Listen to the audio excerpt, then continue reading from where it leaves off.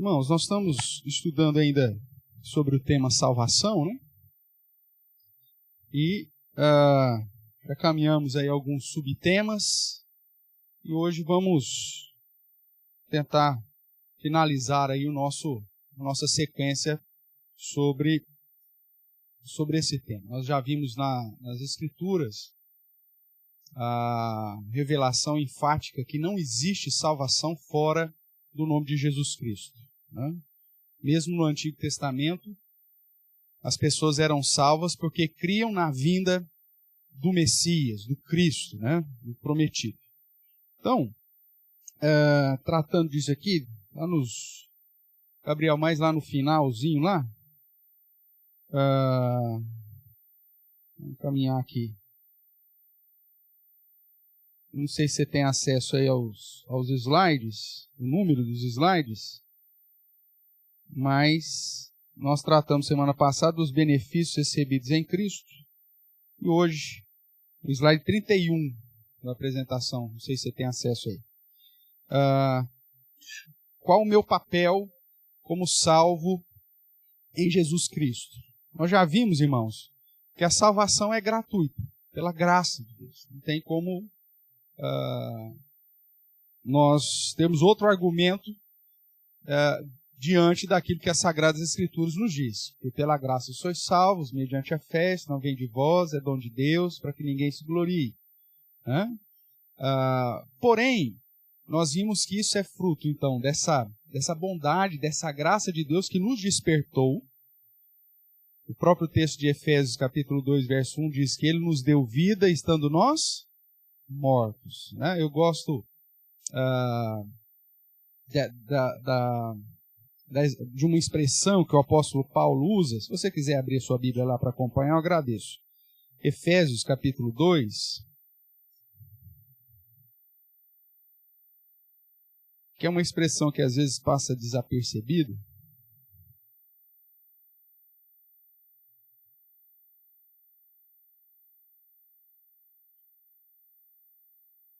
Quando ele diz assim, então Efésios 2, ele vos deu vida estando vós mortos. Então estávamos mortos, os delitos e pecados. Aí a partir do verso 4 ele vai dizer, mas Deus, sendo rico em misericórdia, por causa do grande amor com que nos amou, amor esse que ele já falou lá no capítulo 1, verso 4, que é o amor que nos predestinou, né? E estando nós mortos estando nós mortos em nossos delitos, nos deu vida juntamente com ele, pela graça sois salvos. E agora o verso 6. E juntamente com ele, o que ele fez? Nos ressuscitou. Essa expressão, né, e coloca aí, nos fez assentar nos lugares celestiais em Cristo, aponta, obviamente, para uma questão futura, né, da glorificação, da ressurreição final, mas também para uma realidade quando ele nos deu vida. É um paralelo, ou uma expressão paralela para a mesma afirmação de que ele vos deu vida, estando vós mortos. Se eu estava morto e voltei à vida, isso se chama ressurreição. Só que aqui ele está falando da ressurreição espiritual, né? Aquilo que depois vai fazer sentido lá em Apocalipse, quando fala das duas ressurreições.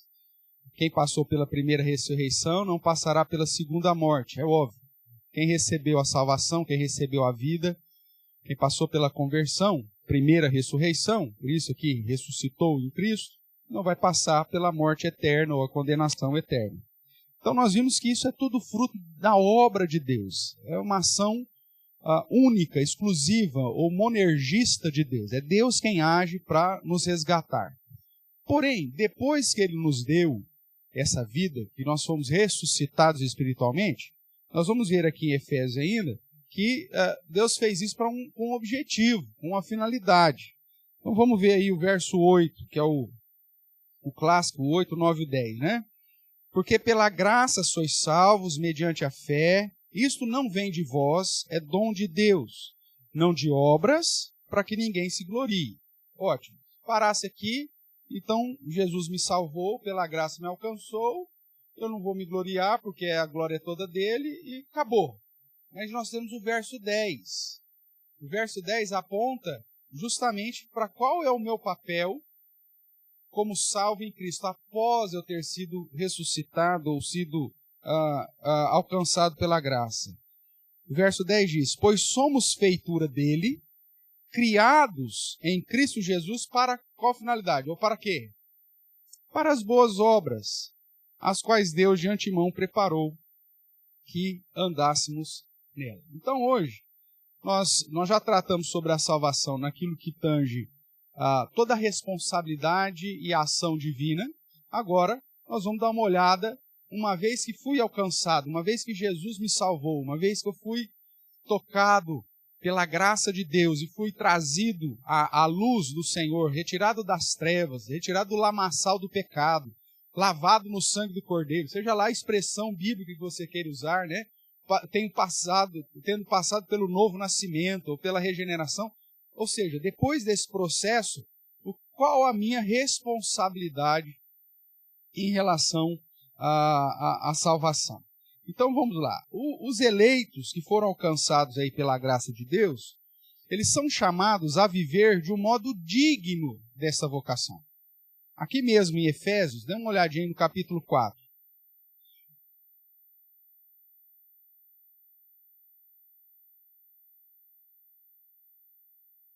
Capítulo 4, verso 1. Vamos ler juntos? Rogo-vos, pois eu, o prisioneiro no Senhor, que andeis de modo digno da vocação a que fostes chamados. Aí depois ele vai explicar como que é andar de modo digno. Ele vai sintetizar isso, né? Com toda humildade, mansidão, longanimidade, suportando uns aos outros em amor, esforçando diligentemente para preservar na unidade do Espírito. Há um corpo, um espírito, como também foram chamados numa só esperança da vossa vocação, um só Senhor, uma só fé, um só batismo, apontando para a unidade eclesiástica, inclusive, um só Deus e um Pai de todos, o qual sobre todos age por meio de todos e está em todos. Então, andar de modo digno é andar em prol dessa submissão, dessa humildade, dessa postura de zelo, de fidelidade, de preservação, inclusive da obra e do reino do Senhor. Mas então nós somos chamados a viver de modo digno, que andeis de modo digno da vocação. Você ande de acordo com aquilo que aconteceu contigo espiritualmente. Que o chamado que você recebeu pela graça vale a pena, faça diferença na sua vida. Você não pode mais continuar andando como andava quando ainda não havia sido alcançado por essa bondade, por essa graça, por esse grande amor de Deus. É preciso agora andar nessa novidade de vida. Vamos pegar mais uns textos aqui. Vamos lá para 1 João, capítulo 3, verso 9.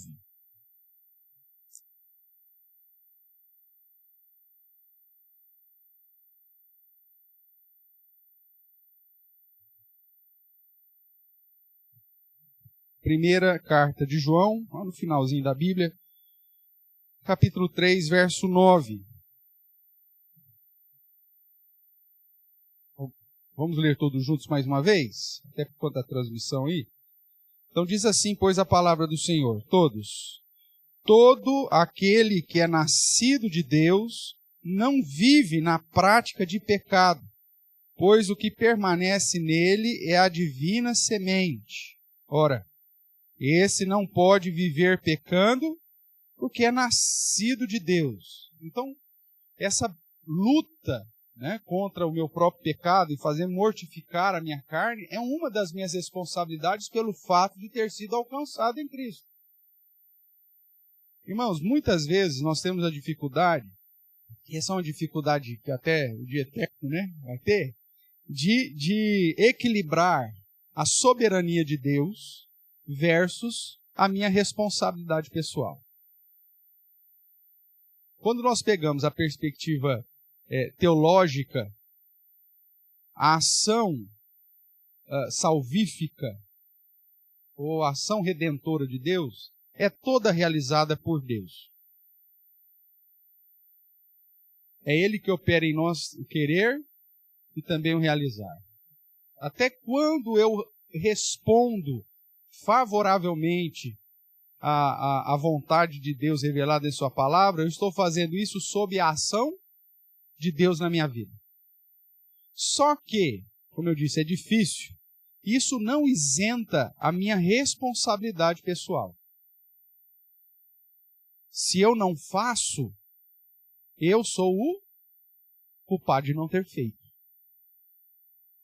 Porém, se eu faço, é porque Deus agiu em minha vida. Então, como mensurar isso? Não tem. Esse é um dos mistérios. Vou pegar um exemplo picante aqui para você ter uma ideia bíblica. Né? Você não pode nem enfatizar um negócio, muito menos o outro. Você tem que tentar viver aqui nesse equilíbrio. E como, se não me engano, acho que Spurgeon, ou Lutero, eu sou ruim para lembrar quem citou as coisas, né?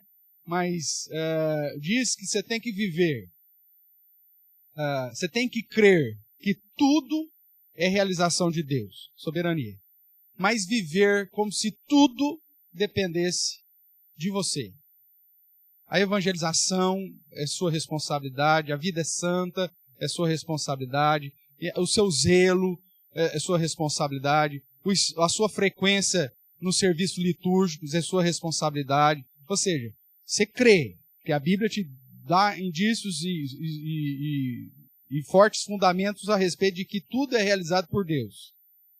Então creia que Deus é a fonte e o resultado. É Ele o princípio e o fim de todas as coisas, inclusive da salvação. Mas viva como se tudo fosse responsabilidade sua. Talvez essa seja a maneira mais adequada para encararmos aqui as duas realidades. Deus é soberano, mas eu sou responsável. Mas deixa eu te lembrar aqui de uma situação picante das Escrituras que apontam para isso. Lembram de Davi? Davi pecou, ele adulterou. Alguma dúvida aí, alguém? Ronaldo, tranquilo? Dúvida? Lembra de Davi? Davi pecou.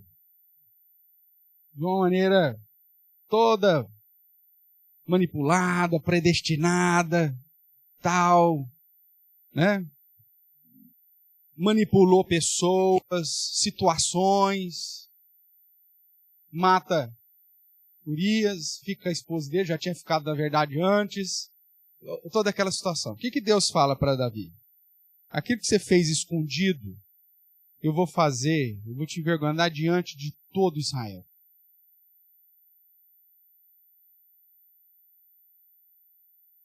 Bem, Deus havia decretado aí a disciplina, uma das, né? São outras várias, mas pelo menos uma delas era essa. Passa-se o tempo, Absalão, né, filho de Davi, cresce e tenta usurpar o trono do pai, porque viu que o pai tinha algumas falhas e tinha lá, inclusive, algumas situações relacionadas ao desejo de estar no lugar do pai, apesar de não ter sido o chamado de Deus para ele. Mas o pai falhou com o próprio Absalão, né, com Tamar, que era irmã de Absalão, que havia sido abusada pelo meio-irmão, Amnon. Davi não fez nada com Amnon. Aí Absalão vai e mata Amnon. Davi não faz nada com Absalão. E aí Absalão cresce. Falou, pá, já que meu pai está sendo frouxo aí, deixa eu assumir o trono. E ele então começa a perseguir Davi, e Davi tem que fugir. Absalão chega, toma lá o palácio, vai para o eirado do palácio e coabita com quem? Com as concubinas de Davi, à plena luz do dia, para todo Israel ver. É Deus cumprindo a disciplina que havia falado com Davi? Sim ou não? Sim. Só que aí Deus olha para Absalão e fala assim, Absalão, você desrespeitou a cama do seu pai, você vai morrer por isso.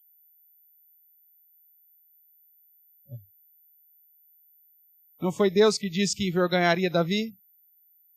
Absalão não foi um instrumento de Deus para envergonhar Davi? Só que isso não isentou a responsabilidade pessoal de Absalão. Por isso que é difícil você mensurar ou equilibrar aqui soberania de Deus e responsabilidade humana.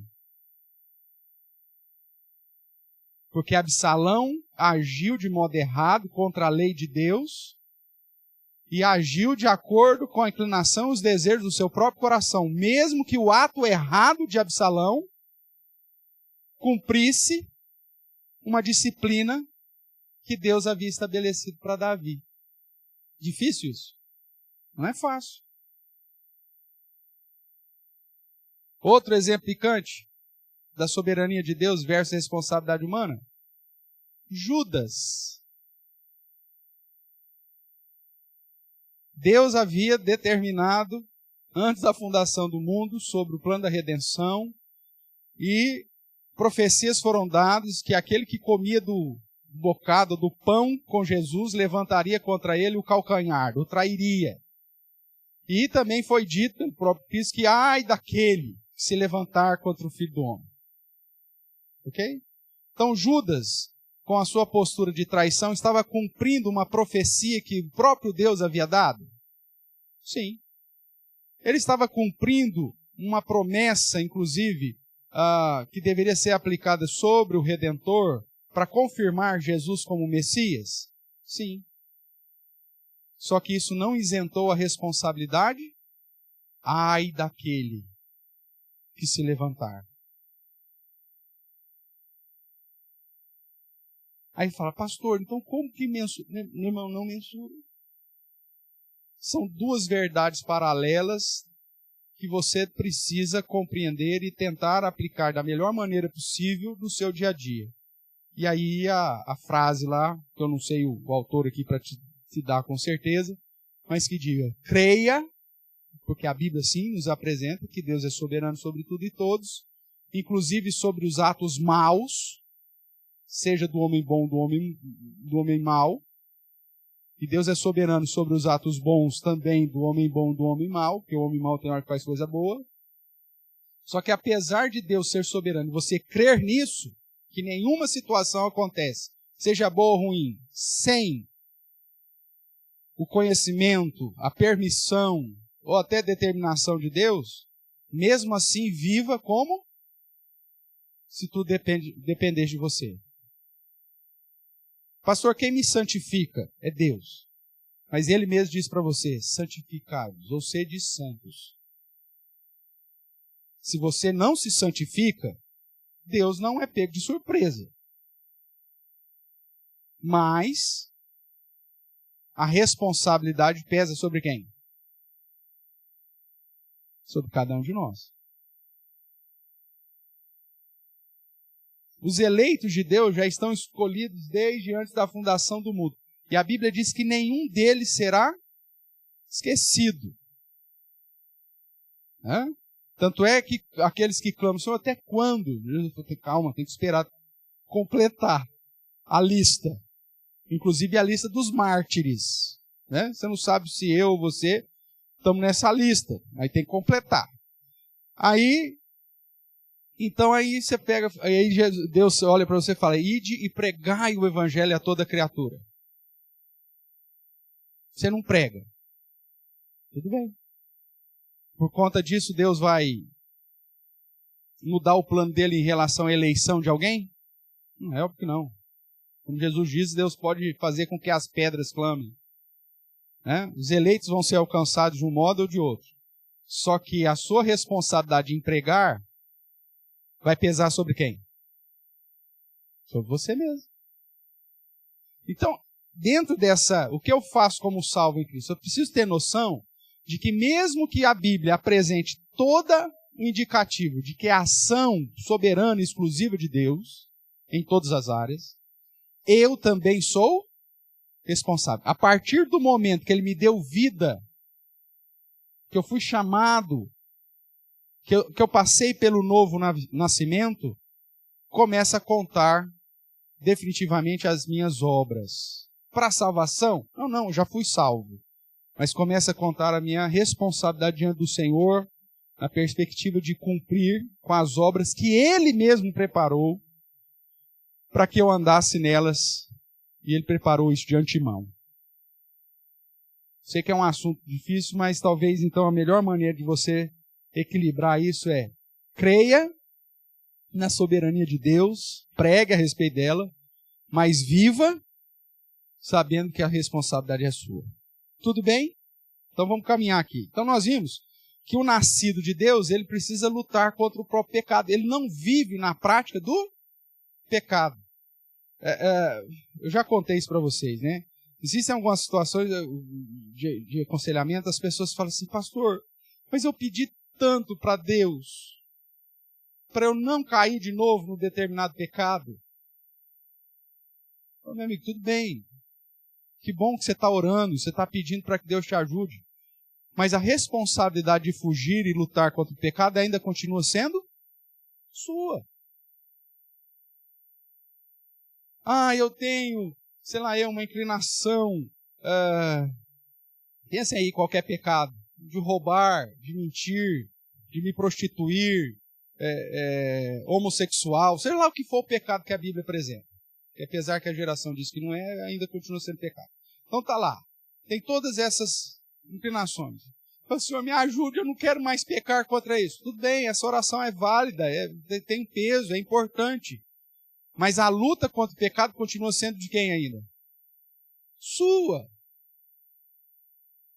Você que tem que ir confrontar o seu pecado. Criar estratégias e seguir planos que a própria palavra de Deus diz para fugir da aparência do mal.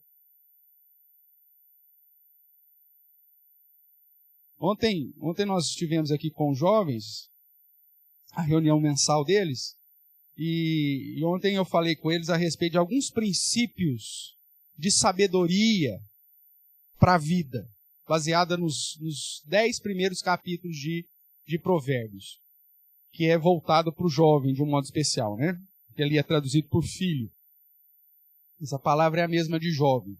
Então, vamos lá, filho meu, atenta a isso, filho meu, faça aquilo, filho meu. É a mesma coisa que fosse, meu jovem, presta atenção nisso, presta atenção naquilo. E aí, acho que foram 13 princípios que nós trabalhamos com eles, em relação à perspectiva de sabedoria para a vida. E um dos princípios, irmãos, aponta, tanto em Provérbios como na Bíblia, para eles fugirem da impureza. Fugir do pecado. Esse é um dos princípios de sabedoria para a vida. Fugir do pecado.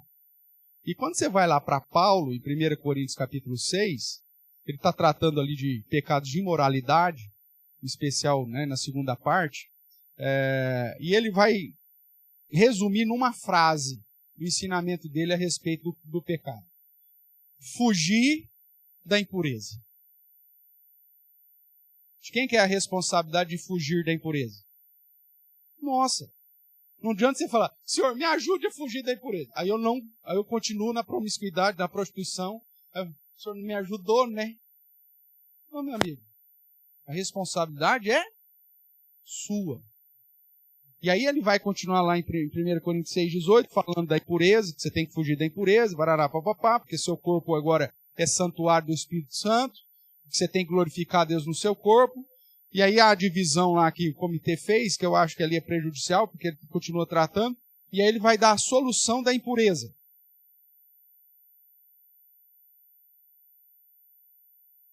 Ele diz, fuja da impureza. Aí você pergunta, a pergunta que cabe, que você tem que fazer ao Senhor é, como eu fujo da impureza? Porque ele já te deu a resposta por quê. Porque agora você é templo do Espírito Santo, o Espírito Santo habita em você, então você tem que glorificar a Deus. Agora, como que eu fujo? Abra a sua Bíblia lá, marca aqui, nós já lemos aqui, né? 1 João 3. Então vai lá para 1 Coríntios, capítulo 6. Então, falando aí que o nascido de Deus não vive na prática do pecado, no capítulo 6 de 1 Coríntios, olha, a peregrinação do deserto, ali, o que aconteceu?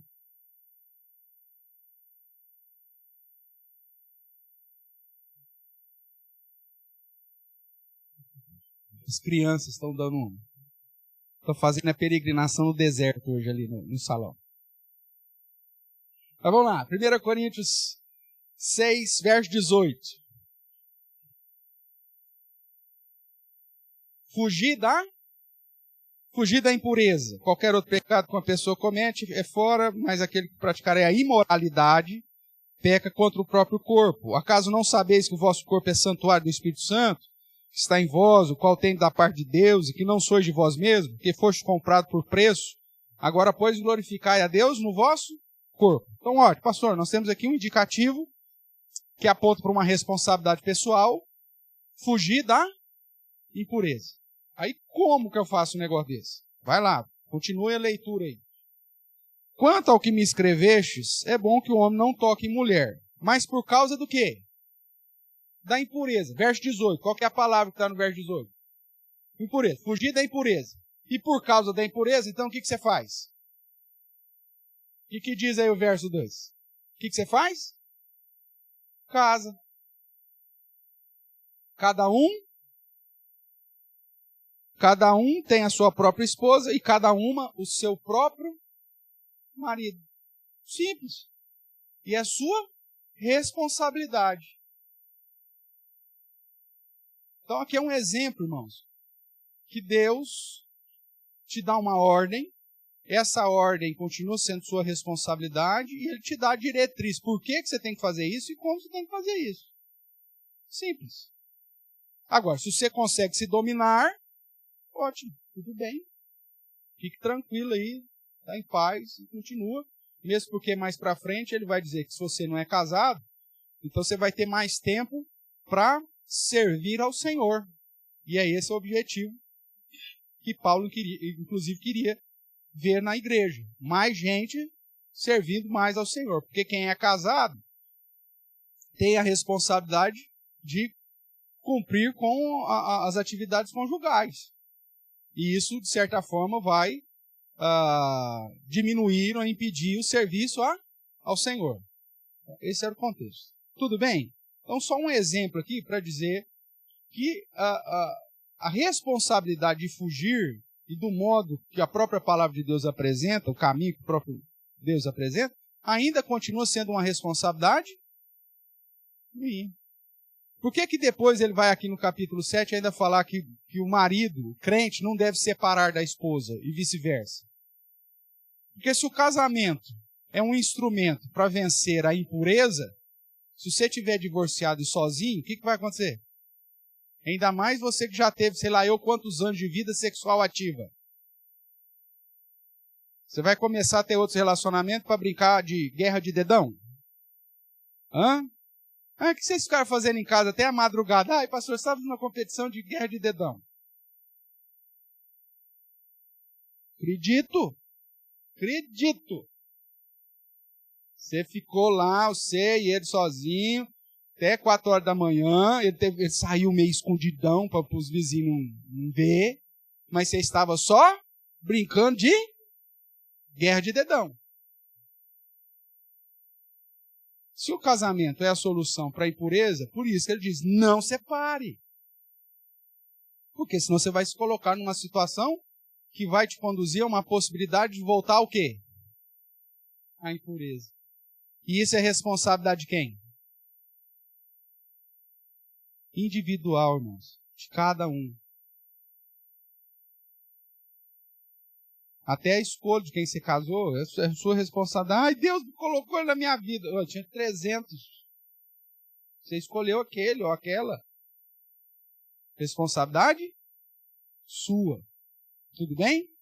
Vamos lá. 2 de Pedro. Volte aí. Vamos lá para o tema próprio, né? 2 de Pedro. Capítulo 1. O verso é de número 10.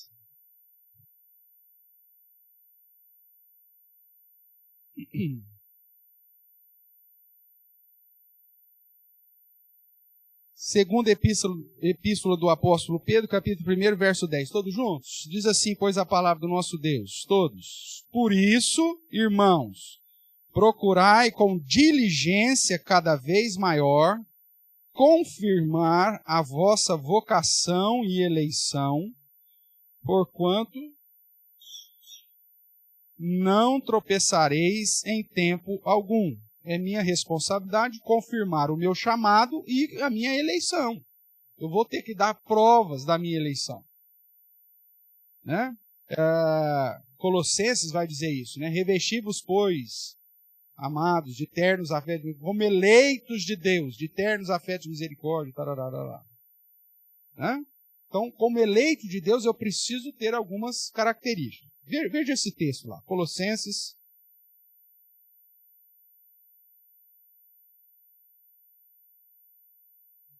Tem uma piadinha, né, nesse texto aqui. Colossenses capítulo 3, verso 12.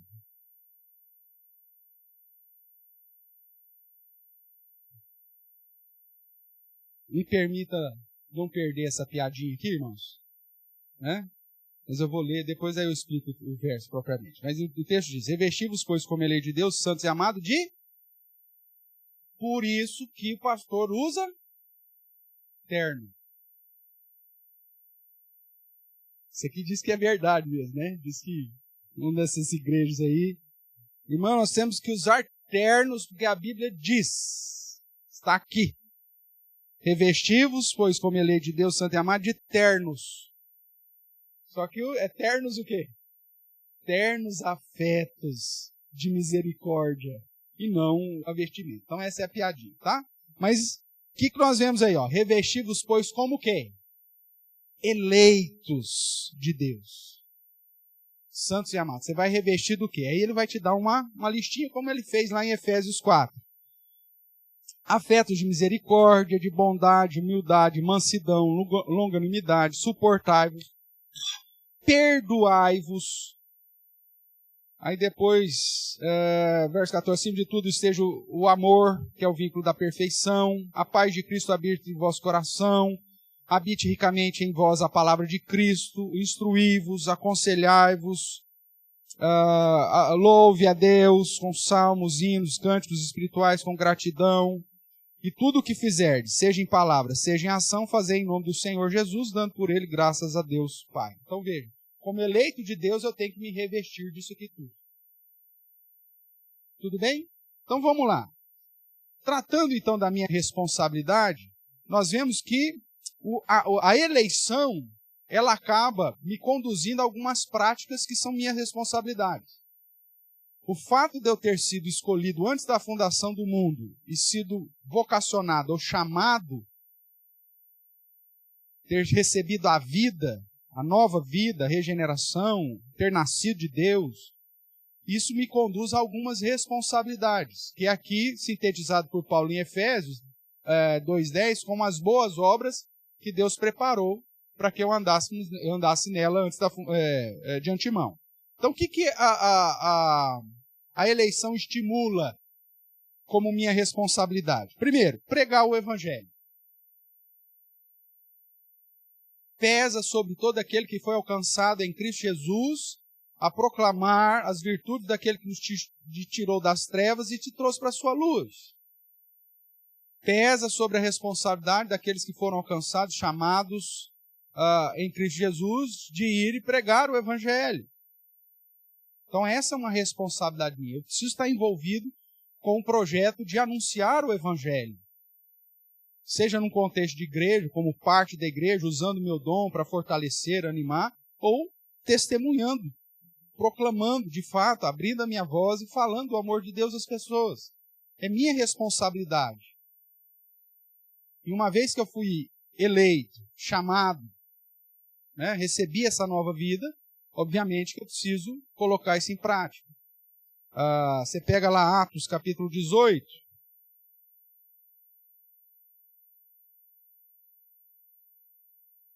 Verso 9 e 10, vai dizer assim, falando aqui a respeito lá de Macedônia, vai dizer, tendo Paulo durante a noite uma visão, em que o Senhor lhe disse, não temas, pelo contrário, fale e não te cales. porquanto estou contigo, e ninguém ousará fazer-te mal, pois eu tenho o quê? Muito povo nessa cidade. Existem eleitos por aí, irmãos, que, como nós sabemos por Romanos, vão ser alcançados à medida que ouvirem o evangelho da salvação. O meio, nós já estudamos isso, o meio que Deus estabeleceu para alcançar os seus eleitos é a pregação da palavra de Cristo, a palavra de Deus. Romanos capítulo 10, verso 17. Porque a salvação vem pelo ouvir. E ouvir da palavra. Então é a pregação. Deus olha para Paulo e fala assim, olha, eu tenho muito povo nessa cidade, eu tenho muitos eleitos aqui. Então o que você faz? Fale e não te cales. Ok? Então é uma responsabilidade nossa como eleitos de Deus, chamados, vocacionados em Cristo Jesus, a pregar o evangelho. O que mais? A glorificar a Deus. Paulo vai dizer lá em 1 Coríntios, né? Quer comais, quer bebais, quer façais qualquer outra coisa, faça tudo para a glória de Deus. Eu preciso entender, ou nós lemos aqui em Colossenses mesmo, né? Seja em palavra, seja em ação, fazei tudo em nome dele. Ou seja, é minha responsabilidade glorificar a Deus em tudo. E não só no momento que eu estou na igreja, só no momento que eu estou no culto. Mas eu preciso glorificar a Deus na minha existência, naquilo que eu sou, naquilo que eu faço, naquilo que eu tenho. É minha responsabilidade. É minha responsabilidade glorificar a Deus, me organizando, priorizando o serviço ao Senhor e as coisas que exaltem e engrandeçam o nome de Deus. Eu não sou um observador. Eu faço parte do corpo. Eu não estou fora do corpo. Eu estou dentro dessa máquina, funcionando junto. E eu preciso fazer isso para a glória de Deus. Vamos ver aqui, 1 Coríntios, capítulo 1,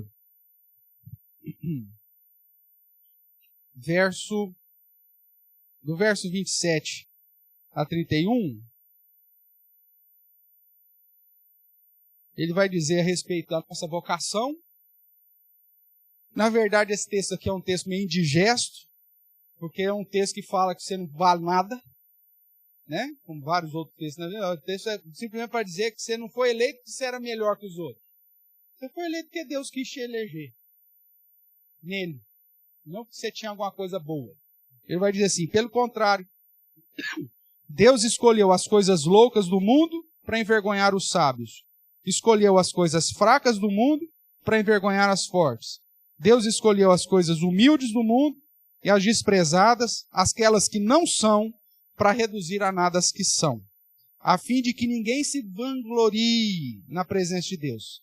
Mas vós sois dele, em Cristo Jesus, o qual se tornou da parte de Deus sabedoria, justiça e santificação e redenção, para que, como que está escrito, aquele que se gloria, glorie-se em quem? Glorie-se no Senhor. É o texto que o diácono Roberto leu no final aí da sua devocional lá de Jeremias. Ninguém vai se glorificar ou porque é sábio, ou porque é forte, ou porque é rico. Mas a minha glória está no fato de eu conhecer o Senhor. Não é isso que Jeremias disse lá? É a mesma ideia aqui. É minha responsabilidade glorificar a Deus. A minha vida precisa ter esse alvo, esse objetivo. Eu vivo para quê? Para satisfazer os meus próprios desejos, minhas próprias vontades? Não, eu vivo para glorificar a Deus. E se, para glorificar a Deus, eu tenho que lutar contra alguma inclinação, uma pulsão, um desejo meu, o que eu faço?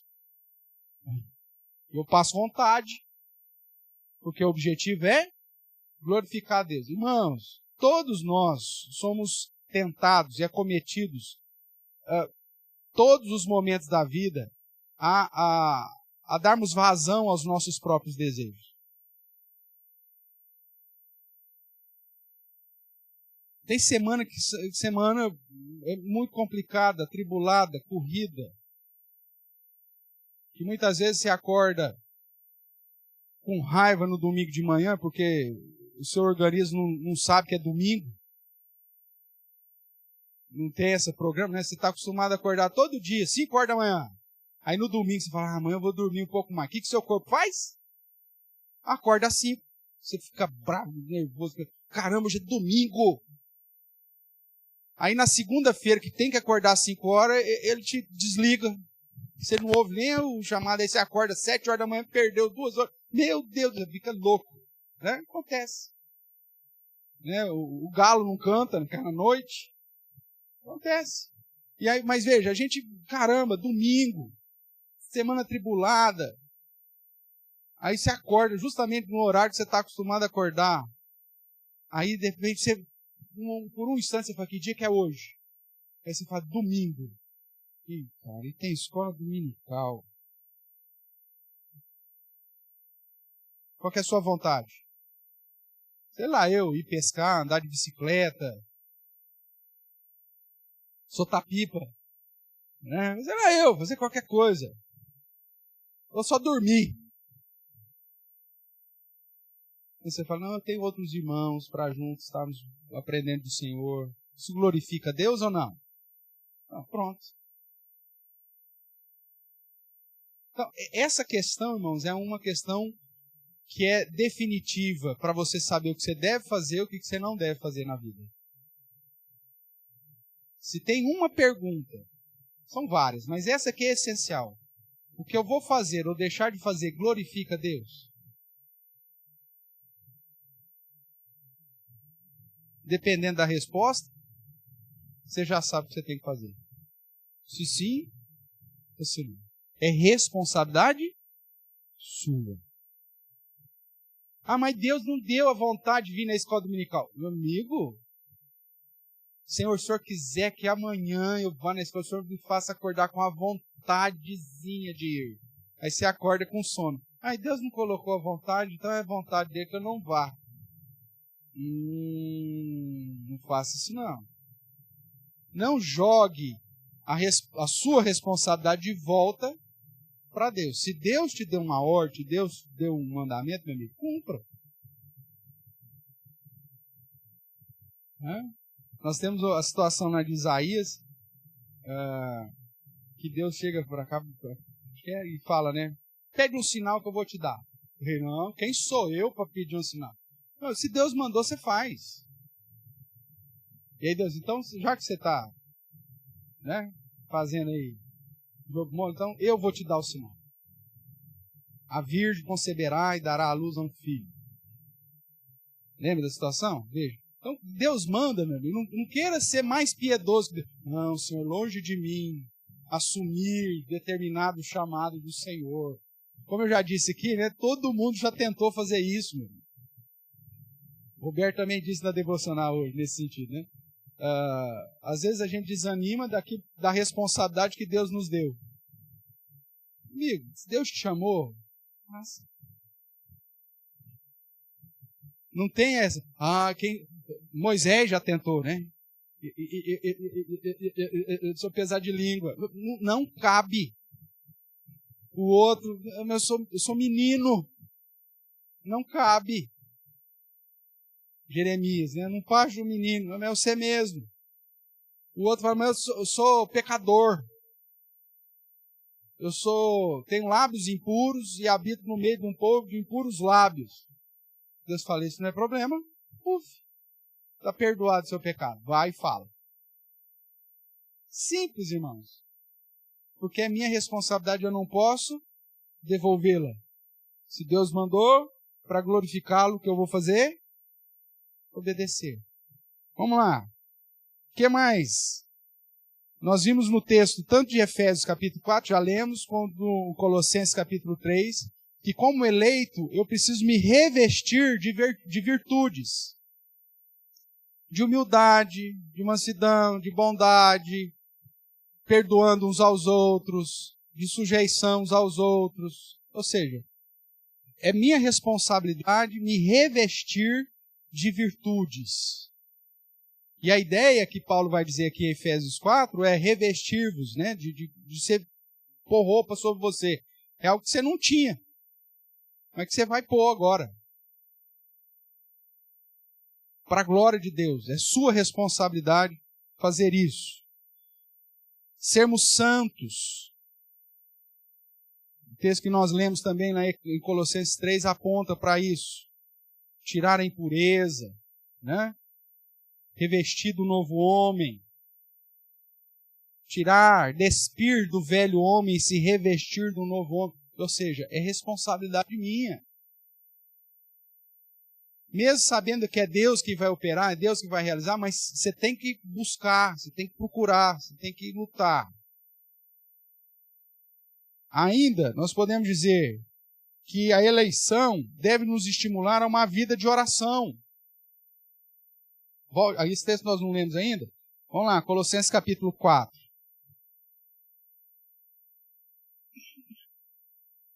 Geralmente a gente usa mais o texto de 1 Tessalonicenses 5, né? Orai sem cessar, mas aqui é a mesma ideia. Talvez menos citado esse verso. Não menos conhecido, mas menos citado. Colossenses 4:2 diz, vamos ler juntos?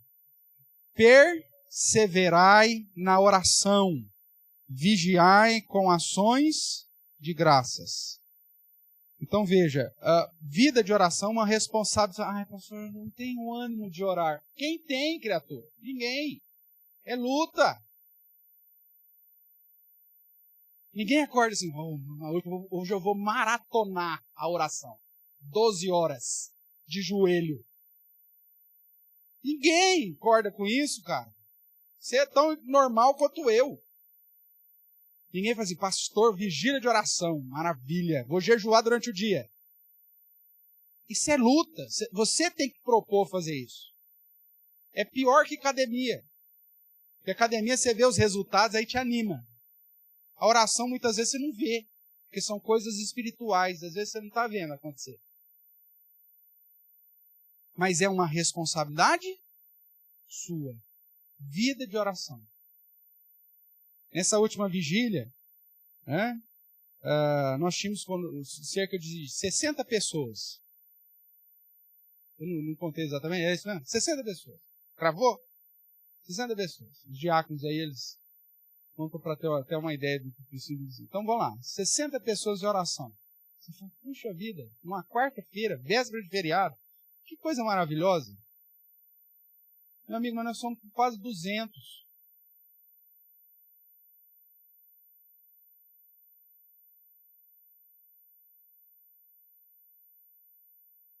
Três horinhas. 7, 7h30, 8h30, 9h30, 10h30. E que hora que nós terminamos a vigília? Cravado. Pastor, organizando, cravou. Justamente você não falou, você terminou 11 horas, vamos zerar, falou que era 10h30.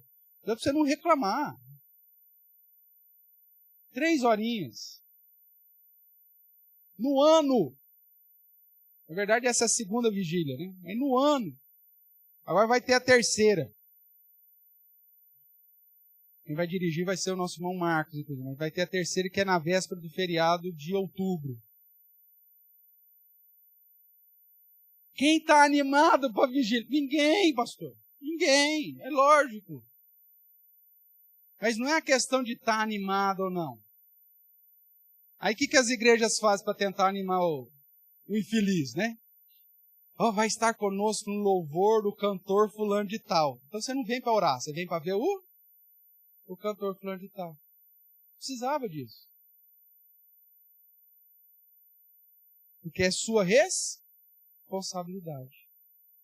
Tudo bem? Deus continua soberano, agindo, mas isso não exclui a sua responsabilidade. Vida de oração. O que mais? Andar com sabedoria. Ainda aqui no capítulo 4 de Colossenses. Veja o que diz aí o verso 5. Portai-vos com sabedoria para a consecução de fora. Aproveitar as oportunidades. A vossa palavra seja sempre agradável, temperada com sal, para saber de como deveis responder a cada um. Andar com sabedoria é minha responsabilidade, irmãos, como eleito de Deus.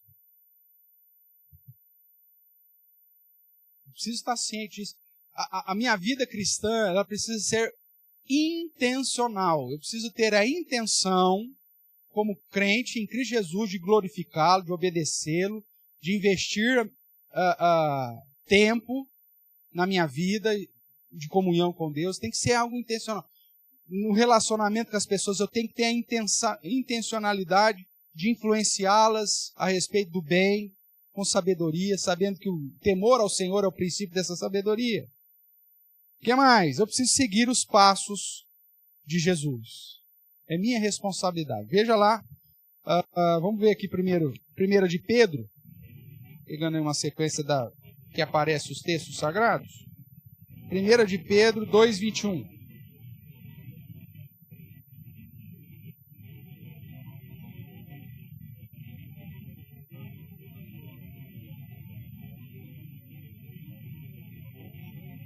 Vamos ler juntos? 1 de Pedro 2, verso 21.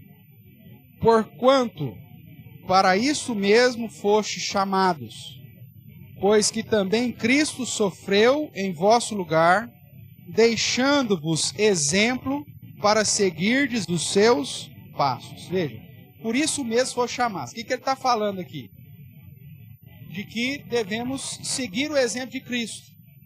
E que fomos chamados para sofrer, irmão. No contexto que é sofrimento, e um sofrimento injusto ainda. O sofrimento que Jesus sofreu foi justo? Não, e ele foi. E aí ele deixou um exemplo para que você siga. Mesmo sendo injustiçado, você vai continuar, você foi chamado para isso, para continuar seguindo os passos de Jesus. Então o nosso chamado foi chamado para isso, para seguir também os passos de Jesus. 1 de João, capítulo 2, verso 6.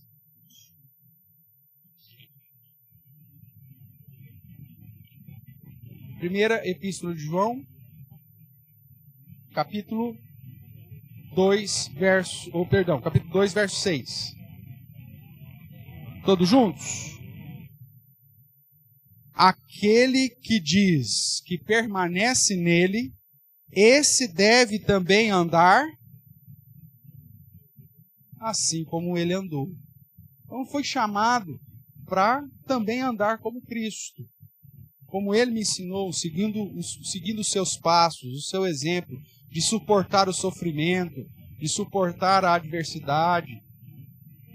Tem gente que eu sou crente só enquanto eu estou sendo próspero. Na hora que o negócio empatou, estou fora.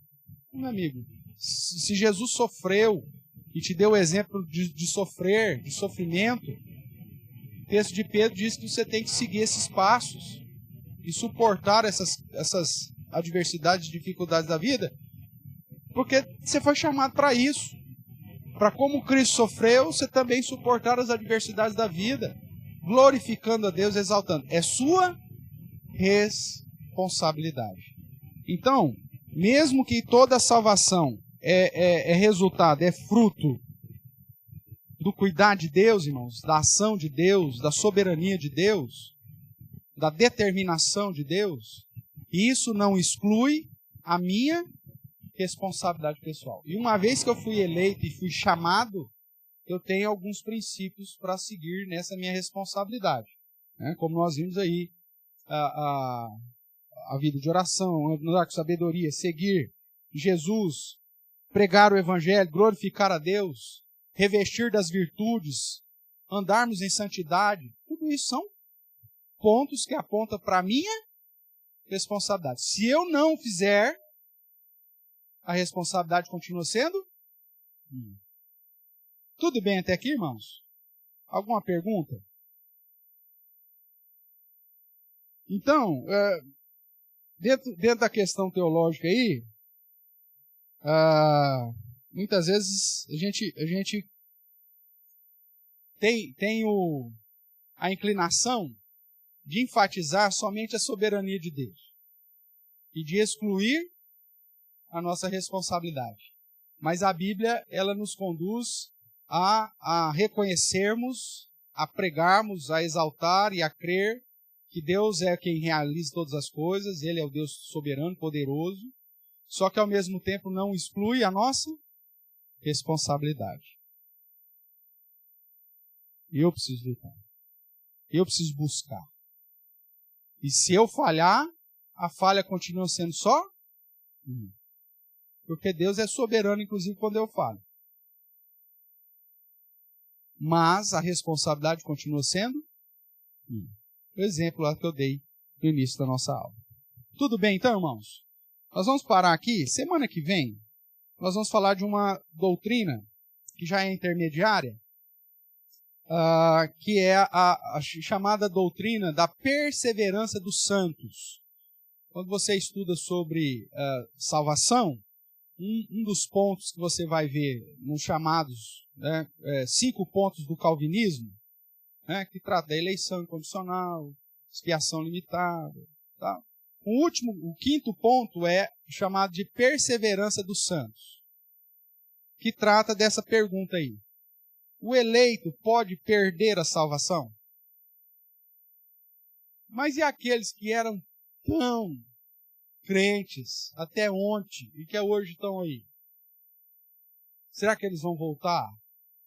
E aqueles que eram crentes, foram até, pastores, presbíteros e tal, depois desanimou, largou tudo e morreu longe de Cristo. Como que é a situação deles? Eram eleitos? Não eram eleitos? Por que não eram? Como que eu sei? Como que eu deixo saber? Semana que vem, se Deus permitir, nós vamos tratar dessa doutrina aí da perseverança dos santos e te dar base bíblica para responder, porque é uma doutrina que divide muitas denominações. Existem denominações que acreditam que a cada pecado que você comete, o que acontece com você? Perde a salvação. Aí quando você se arrepende de novo, confessa Jesus como seu Senhor de novo, aí você ganha ela de novo. Irmãos, é um negócio assim, como que eu falo? Um galpão enorme de errorex no céu. Que o anjo fica lá, perdeu. Aí põe errorex, escreve, perdeu. Aí o cara arrepende, errorex de novo. Põe aí, salvo. É assim que funciona? Perde, ganha, né? Aí você está lá 99 anos, no hospital, crentaço, até os 99 anos. Chega lá, nos 99 anos, você tem um pensamento ilícito, dá um infarto e você morre. E aí? Foi para onde? Pecou na hora da morte, com pensamento ilícito. Segundo essa doutrina, os 99 anos de vida justa não valeu nada. Morreu no pecado, já era. Semana que vem, a gente trabalha os fundamentos bíblicos para ver o que é e o que não é. Tá bom?